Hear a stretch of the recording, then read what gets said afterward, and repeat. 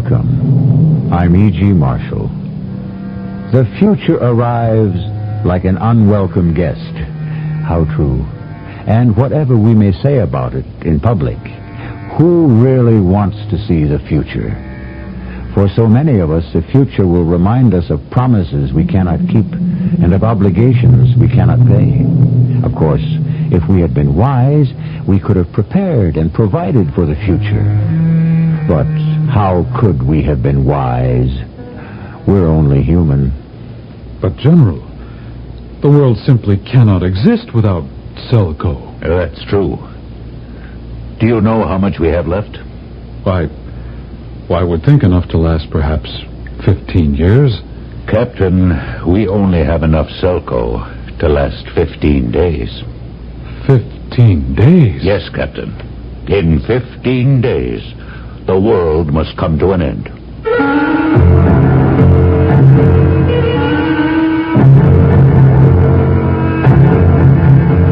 Our mystery drama, The Favor of Women, was written especially for the Mystery Theater by Dann and stars Lloyd Battista.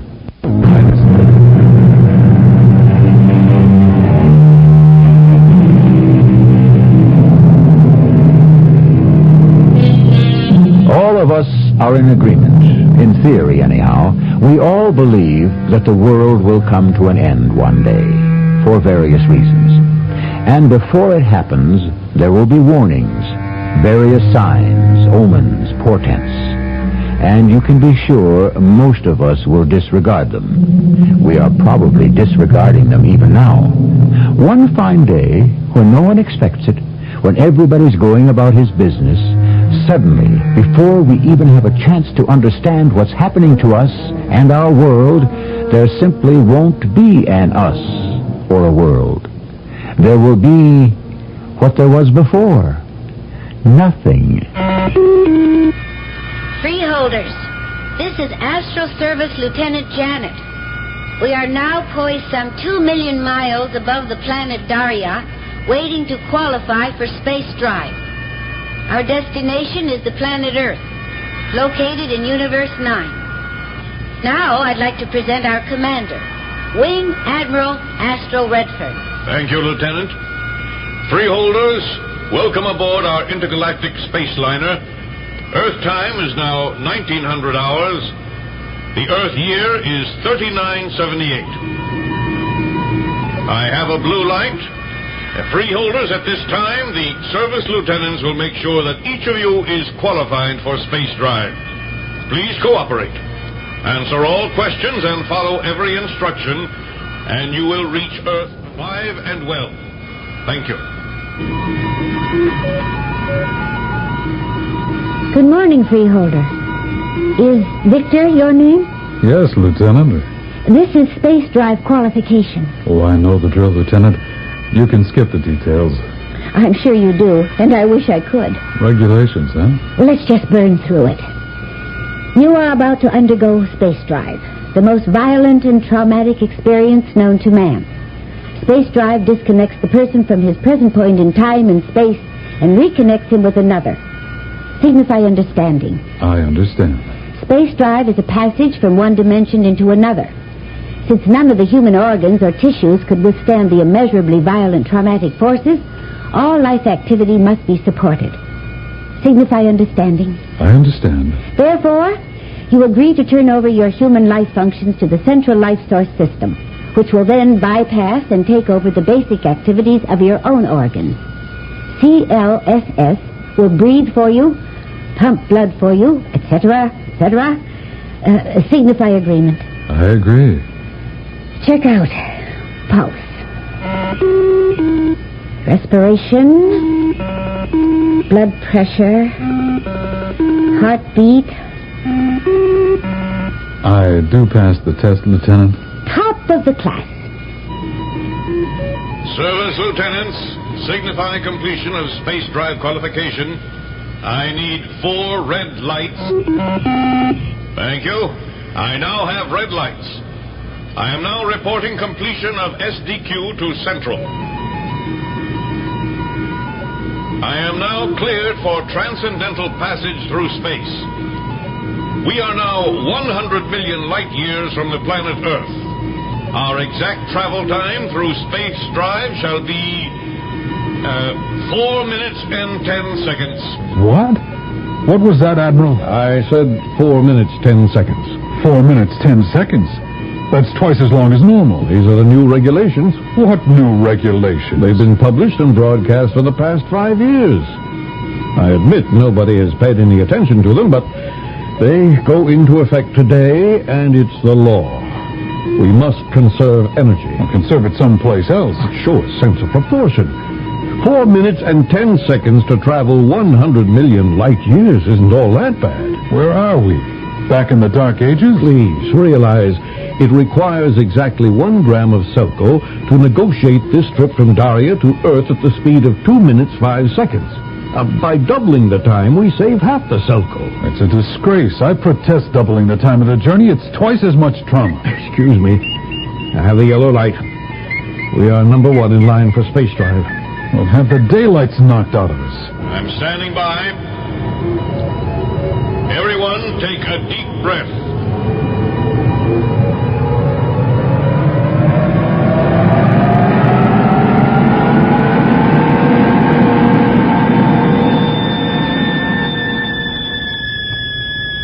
It doesn't matter how many times I do it. I can never get used to it. And I hate it.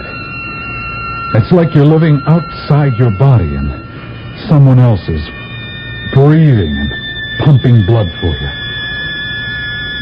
You feel as if you're coming apart. And what am I going to Earth for? It can't be anything good. Quadruple blue, freeholders. We have completed our journey through space. You are now disconnected from central life source, and each of you is again in control of your own life activity. We are now 1 million miles above the planet Earth. We are waiting for the pilot ship to take us down. I hope you had a pleasant journey, and look forward to seeing you soon on intergalactic space lines. How much longer, Lieutenant? The green lights are on, about 2 minutes. It wasn't a happy trip, was it? No trip is really happy. The human body wasn't meant to thrive in space. Well, I know mine doesn't. Are you coming to Earth on business? I suppose so. Any plans for the evening? Well, I have a meeting. And afterward? What did you have in mind? We could have dinner and go to my place. Do we have to get married? Say, where have you been? Well, I've been away for a while. On Daria, you have to get married before you can even talk to a girl. We have the flashing white light. We are in the terminal. Freeholders, please move to the forward processing bay. When your meeting's over, I'll be home. It's Section 1, 9th tier, in case you want to write it down. Oh, I'll remember. Service Lieutenant Janet, report to bridge immediately. Goodbye for now, Freeholder Victor. Goodbye for now, Lieutenant Janet. You won't forget. How could I forget? Oh, you look like a pretty good forgetter to me. Service Lieutenant Janet.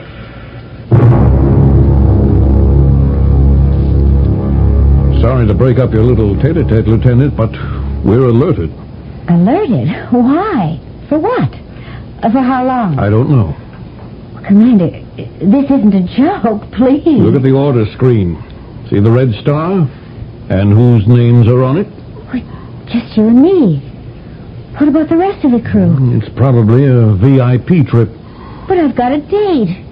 This guy was really something, too. Well, there's always little old me. Yeah. That's what I'm afraid of. Captain Victor. Please sit down. Thank you, General. Good trip? No, sir. New rules are in effect. It'll get worse. They've gone from 2 to 4 minutes, and it'll go from 4 to 8. But I understand 8 touches the outer limits of safety. Then we'll cut out private space travel. Well, I don't think people will stand for that, General. We may all be surprised at what people will have to stand for. I've asked you here because you're the best intelligence operative we've got. I don't believe in false modesty, but I know I'm not the best. Not even anywhere near it. Well, what I should have said is, you're the best we have for this particular type of mission. Let me show you something. Activate number 1, please. Now, Victor, watch the wall directly in front of you. What do you see? Fire. Mm-hmm. Fire. Heat. Energy. That's what makes the world go. But fire requires fuel. Now, watch the scene. It's thousands and thousands of years ago. Those people are burning wood. Wood? That's what trees are made of. People burn trees? Yes. And now, watch. Activate number 2. It's coal. Coal? There used to be a lot of it. And this coal-activated machinery propelled vehicles. I read about this, but I never believed it. Why not? Such incredibly inefficient machinery. Please activate number 3. Oil. A thick, blackish liquid that squirted forth from the earth. But we ran out of that, too. May I have number 4, please? And this is what was known as solar energy. And it worked, as long as we used it for simple heating jobs. But when we tried to make it the basic energy source to power the fantastically heavy loads of a highly technological society, well, we placed a dangerous drain on the sun, and we could have hurried it into nova and premature death. Oh, we kept exhausting one fuel after another. And then we discovered Selco. You know what Selco is? Well, in a general way, sir. Selco. A tiny, highly active pebble. A little stone of Selco, no bigger than your thumbnail, could handle all the energy needs of this planet for more than a week. Well, that's true, sir. You really don't need too much of it. And that's fortunate, because there really isn't very much of it to begin with. And now, what we have here on Earth is practically gone. There's no Selco? We don't know of a single Selco mine anywhere in this entire planet Earth. Well, then how do we... All the Selco is imported. Oh, I didn't know that. Well, this is highly classified information, Victor. For years, we've been trying to convince people that the Selco is running out. But nobody has paid any real serious attention. People burn Selco as if there was no end to it. But there is an end. And that end is here, right now. Now, sir? Why, I find that hard to believe. Yeah, so does almost everyone else. People think something will always come up at the last minute. Not this time. At least not yet. Even by using the most drastic economies. Tell me, Victor, how much Selco do you think we have stockpiled here on Earth? You have a worried look on your face, so I would assume it's quite serious. Very serious. In that case, I would say we only have enough Selco to last us 15 years. Victor, we have barely enough Selco on this Earth to last 15 days. 15 days? Yes, Victor. 15 days. And then we shall see the end of the world. And you certainly couldn't ask for anything more final than that, could you? The end of the world. Many of us have thought about that from time to time, but I don't think many of us really picture it as something that will take place during our own stay here on this earth. But here it is, being discussed as an imminent event. However, you know it's not going to happen, at least until I return with Act 2.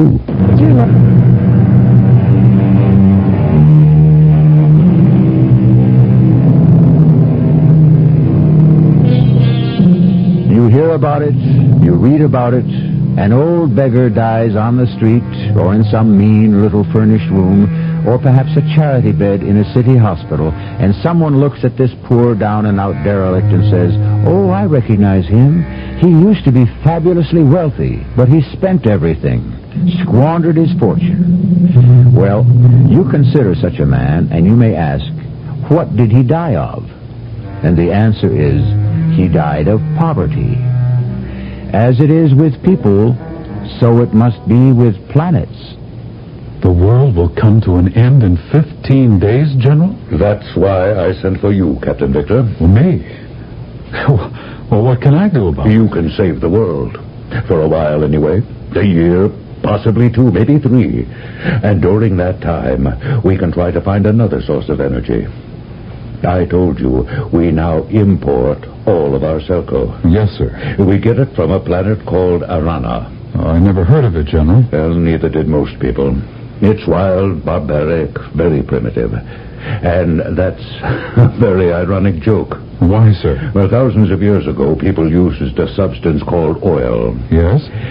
By an accident of geography, most of the oil happened to come from a wild, barbaric, and primitive place, too. And I understand the ones who owned it charged a pretty penny for it also. I suppose some things never change. Anyway, you are going to Arana. Me, sir? And you will bring back some Selco. But why aren't we still getting it in the usual way, whatever that is? In the usual way, we buy it. But for the last year, they have refused to sell us any. But why? We don't know. We know practically nothing about them. No foreigners are permitted on Arana. Well, then how can I hope to land there? Well, you'll make a distress landing. And then what? And then you will proceed as best you can to get some Selco. But I'm not... I mean, I don't have... General, why was I chosen? Because you have a way with women. Arana is an absolute monarchy. It's ruled by a queen. Perhaps you can convince her to let us have some Selco.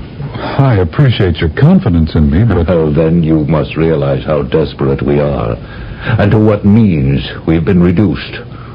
Now, you must convince the Queen somehow to let us have, sell us, give us anything.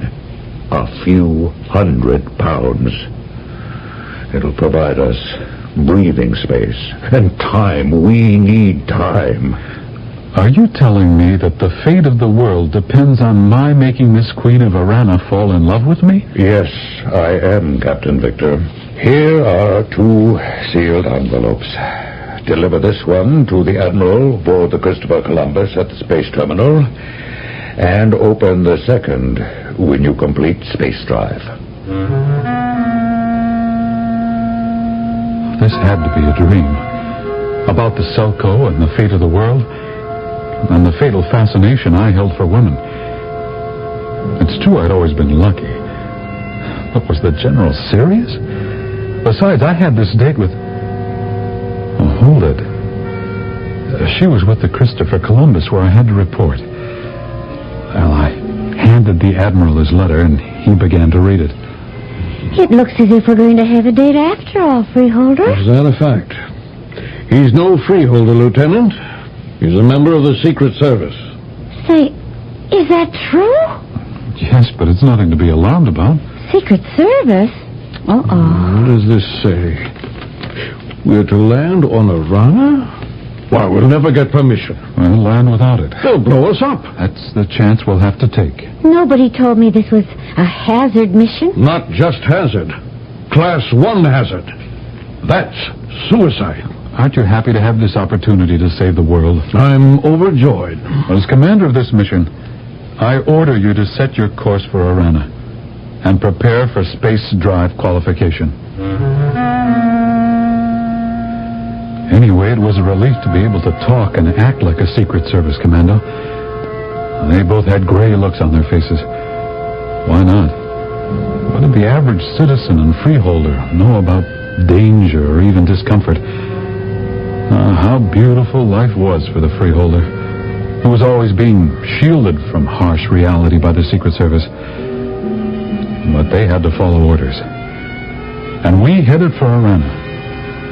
And once again, I was traveling hundreds of millions of light years through the galaxy. I have blue lights. We've just completed our run through space. We have just disconnected from central life source. What's our position? 500,000 miles above Arana. What do we do now? Now I read my sealed orders. Let's see, we are instructed to request permission to land. Good luck. We are to say that our fuel is exhausted. Well, they can check and see it's a lie. I'm afraid you don't understand. We have no more Selco. But I had an emergency half-gram pebble in the fuel compartment. It's gone. What is this? Well, I guess they removed it before takeoff to make our story convincing. How are we going to get home? We don't. Unless the mission succeeds. Now go ahead. Ask permission to land. You can always ask. This is the Christopher Columbus requesting permission for landfall. Permission denied. We are in distress. Permission denied. You must extend permission according to interplanetary treaty. We are not signatories to the treaty. Our fuel is exhausted. I must land. Permission denied. I am landing without permission. You have 10 seconds to alter course. I can't. I have no fuel. I'm coming down.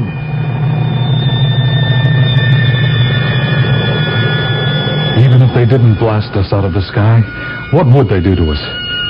We were moving downward at a fantastic speed, and yet the journey seemed to last forever. Finally, there was rapid deceleration as we reached the atmosphere of the planet. The gentle bumping sound told us we were on the surface. I looked through a viewport. I could see soldiers forming around our spaceship. That is, they looked like soldiers, but they carried weapons that... Well, I saw such things in museums. I think they were called guns. Then we heard a voice. You have landed without permission. Your ship is confiscated. You are prisoners. Who is in command? I am. How many in your party? 3. You will open the forward lock and emerge one at a time. Will they shoot us as we come out? You always ask the greatest questions. I'll go first. Step out. I invoke the Interplanetary Convention of Hospitality. We are not signatories to the convention. Step out. We have 2. Where's the 3rd? You. Stand with the others. I accept full responsibility. My crew was unaware that we would enter your space. They cannot be held accountable. Silence! The next one who speaks without permission will be shot. There are certain interplanetary laws that... Shoot him!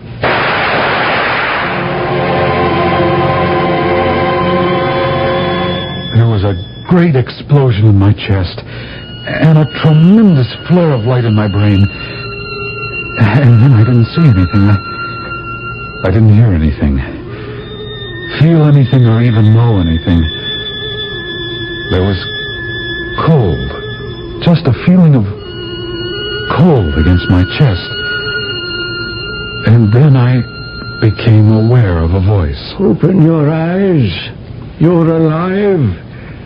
You can open your eyes. What happened to me? My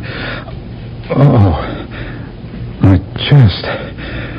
Oh, that hurts. I'm giving you the cure. What cure? The elixir of the god of chance. What's that? You do not have gods on your planet? Oh, yes. We have a god. Only one? How do you manage? Here we have many. We need them all. Your medicine comes from the god that watches over you. Well, how do you know which god watches over me? The god of chance. It is only by chance that you are alive. You could have just as easily been dead. I suppose so. Okay, wasn't I hit in the chest? How did I survive that? When Colonel Orville ordered the number 1 gunner to fire, it so happened that his weapon was set for stun rather than kill. Oh, that was only stun? He had set it that way without thinking. It could have just as easily been set on kill, and you would be dead. So you see, the god of chance had influenced the number 1 gunner's finger. Say, where's my crew? In the cells, or the mines, or perhaps the temple. Pray it's not the temple. What's wrong with the temple? It means they will be sacrificed. Say, now look here. What is there I can tell you? I am merely a physician 3rd class, which is why I am here with you. What's going to happen? You believe that death is not too high a price to pay for your country. How do you know I believe that? I look at your face, and that is what I see. It simply isn't true. But it does look very much as if I'm going to die here on this desolate barbarian planet, where desperate people have sent me on a fool's errand. And I'll probably die right now. Because here's that officer, that Colonel Orville, the one that gave the order to fire. I have examined your ship.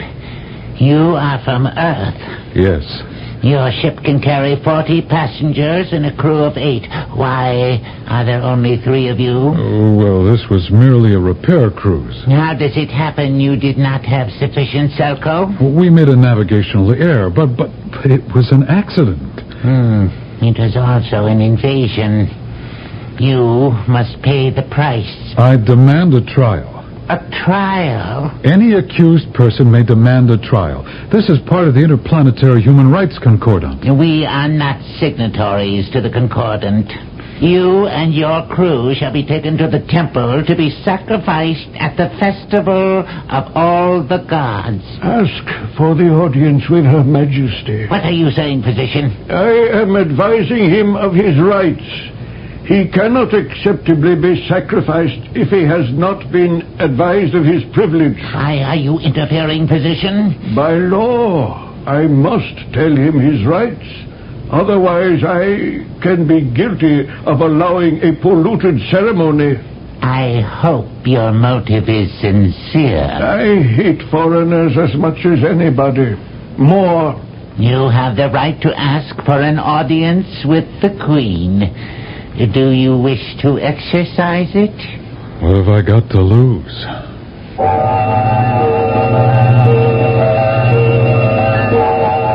You never know. Not in this mad world of the future. Not on this barbarous and unpredictable planet. He was sent here to try to captivate the Queen. And now he's going to get his chance. So far, he's in top form. He has scored with one woman in Act 1. The next woman has been saved, fittingly enough, for Act 3. What is the best gift to possess? Courage, ability, determination, faith? These are all admirable qualities, and they truly enhance the person who has them. But when it comes to getting on in this world, nothing can be as helpful as the favor of women. When you have a woman in your corner, you have the best ally in the world. So, you demand to see the Queen? As long as I have that right. You do. And I shall personally convey your request to Her Majesty. Captain Victor? Yes? I have conveyed your request to Her Majesty. She will see you at once. Thank you. I assure you it's merely a formality. Follow me. Goodbye, physician. Goodbye. Never forget me, Captain. Never forget me. My life, the lives of my crew, the fate of the mission, the world were at stake. I followed this Colonel Orville through wide halls, Huge rooms past hundreds of armed guards. Finally, we stopped before a huge door. It seemed to be made of solid gold. It opened. I saw a room. I expected luxury, but it was small, bare. It contained only a table and a chair, and she was sitting in it. She seemed to be tall, slim, with dark hair. She was writing. When she heard us enter, she looked up. This is the invader? Yes, Your Majesty. What is his planet? His ship comes from Earth. What is your name? Victor.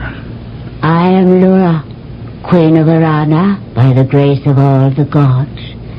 You may speak with me. Your Majesty, I wish to appeal the cruel sentence imposed on us by this gentleman. Cruel? We are to be sacrificed to the gods. Is there a better way to die? Well, the fact is, Your Majesty, these are not our gods. That's blasphemy. Well, I meant no disrespect. I was merely stating that, well, what I think is the truth.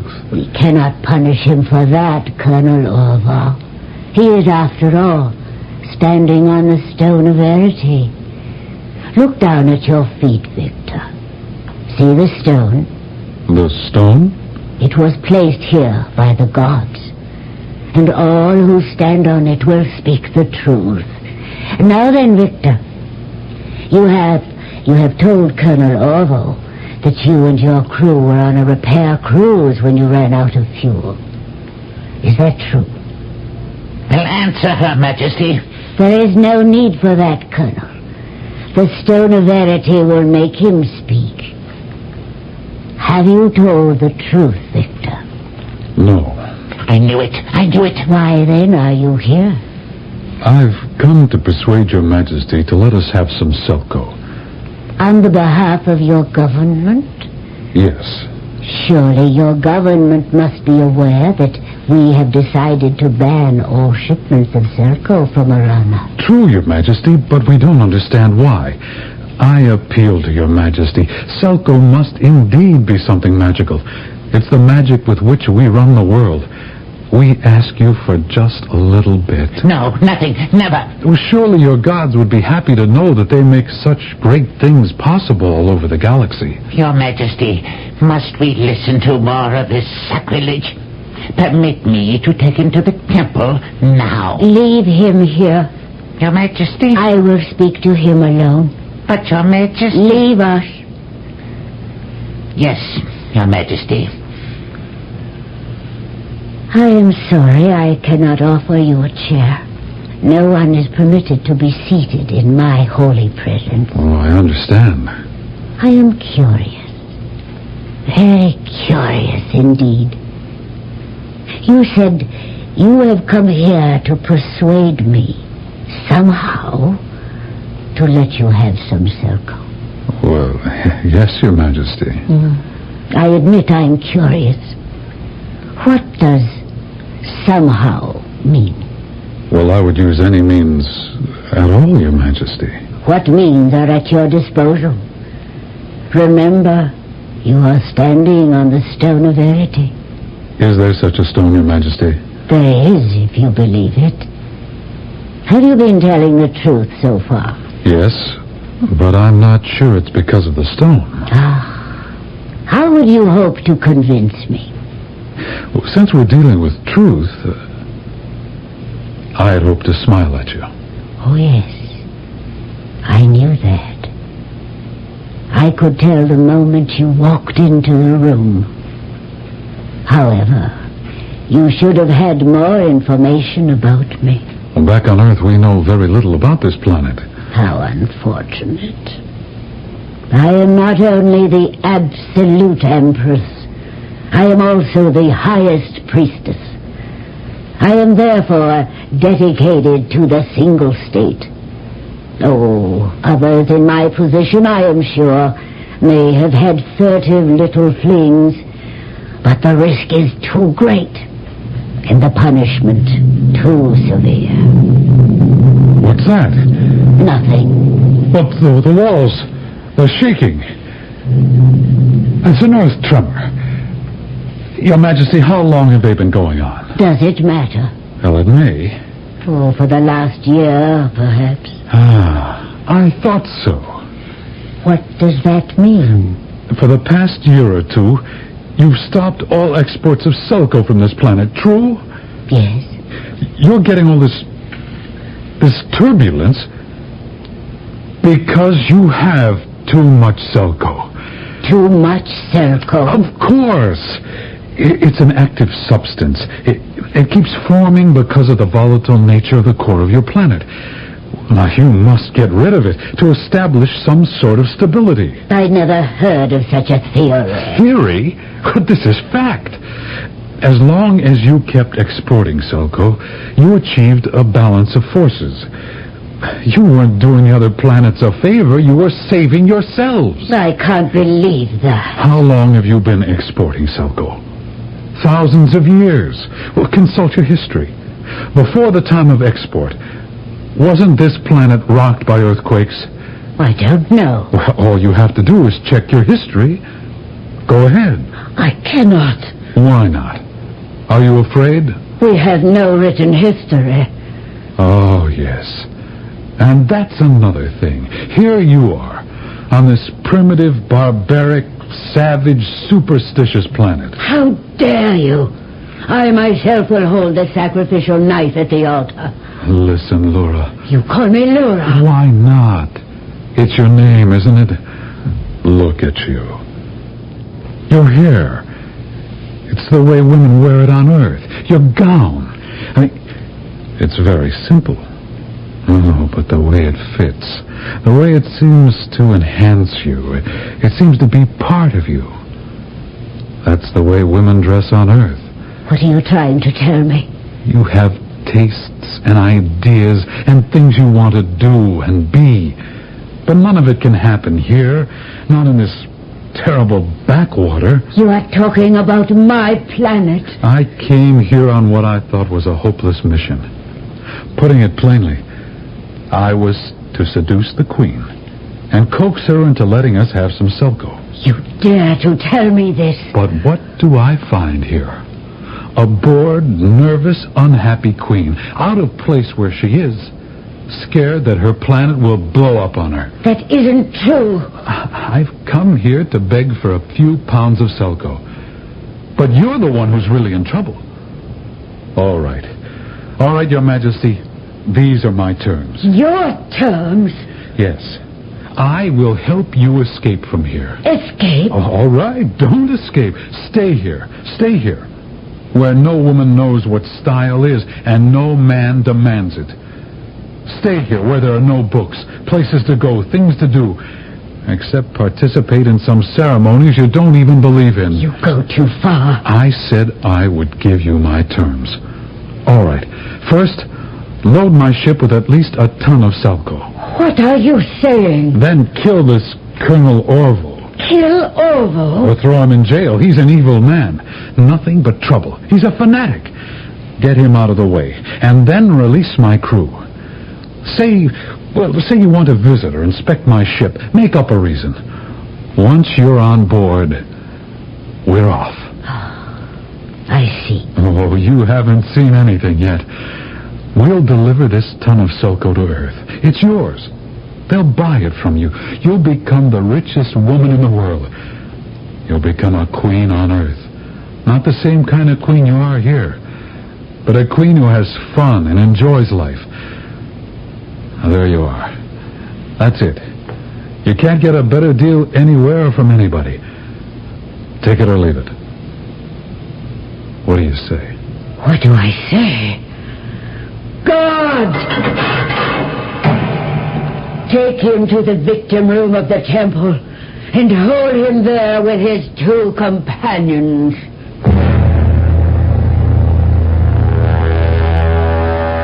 I looked at her, but her face was blank. I could read nothing on it. I was supposed to have this terrific gift, this power over women. Well, right here, right now, where I needed it, I didn't have it. Well, everything was a blur after that. Redfern and Janet were waiting in, well, I guess you would call it the victim room. What are they going to do with us? I'm sorry. It isn't your fault. Whatever it is, I hope it'll be quick. You mean we're to be killed? Look at it this way, Janet. We're gone anyhow. Without Selco, the world can't function. Somebody's coming. Invaders, defilers of our runner, step forth. You are to be given a special honor. You are to be sacrificed by the hand of the Empress and highest priest. Wait! I have a vision. A vision, Your Majesty? Yes, a vision. I see the great conclave of the gods. I hear the voices. They tell me that since the invaders have come in a ship, they must be sacrificed in the ship. I, and I alone, must take them there and perform the ritual. But Your Majesty... Silence! But Your Majesty, how do we know it isn't a trick? I command you to be silent. I must protest. First, Gunner, throw him in the cells. And if he says one more word, shoot him. Now, let the ceremony continue. My people, we stand at the doorway to this alien ship. I enter with the invaders to make the sacrifice. Let all kneel. Let all pray.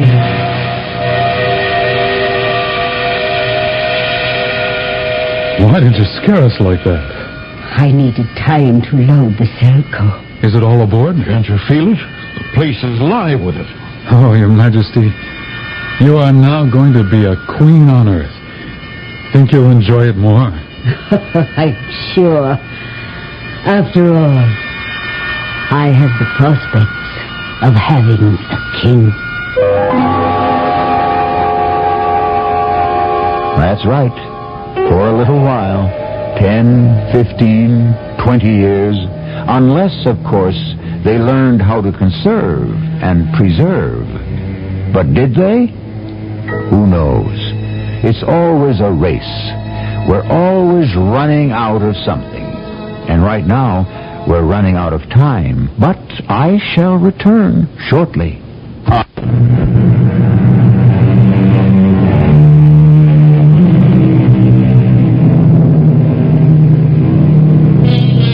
Did Captain Victor and the former Queen Laura marry and live happily ever after?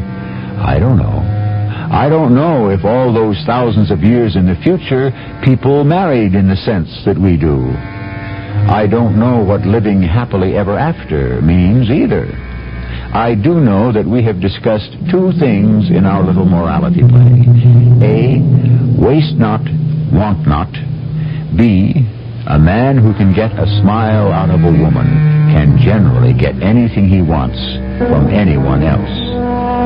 Our cast included Lloyd Battista, William Griffis, Evie Juster, and Ray Owens. The entire production was under the direction of Hyman Brown.